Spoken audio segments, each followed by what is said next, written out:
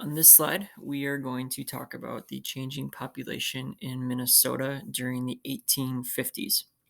And there's two questions that you're going to need to answer after you finish watching this video. And those questions are number one, roughly how many European Americans were living in Minnesota during each of these years? You're going to need to find the population for 1851, 1854, and 1857. The second question says, what happened to Minnesota's Native American population by 1855? So now let's jump into page 7.03 in our textbook. Our textbook, again, is from the Minnesota Historical Society. Until about 1850, most of the people living in Minnesota were Dakota and Ojibwe.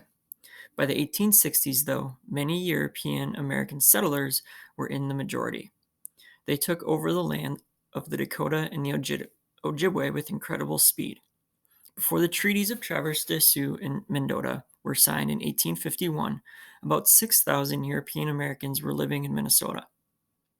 By 1854, by 1854, their number had increased to 30,000. By 1857, their population topped 150,000.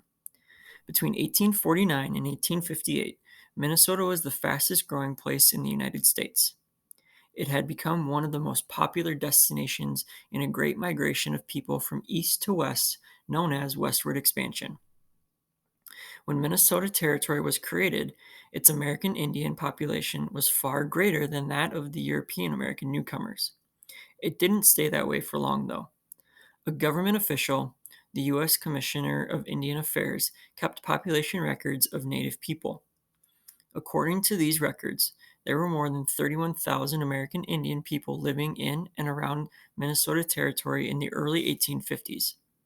Settlers were arriving so fast that by 1855, they were outnumbered the Native people who lived there. As more and more people arrived, Minnesota changed in countless ways. Life was becoming very different for all the people who lived in this place, not only for the Dakota and Ojibwe who had been here for centuries, but also for the newcomers who were arriving by um, steamboat load. Go ahead now and head back to slide number 16 and answer the questions that go with changing population.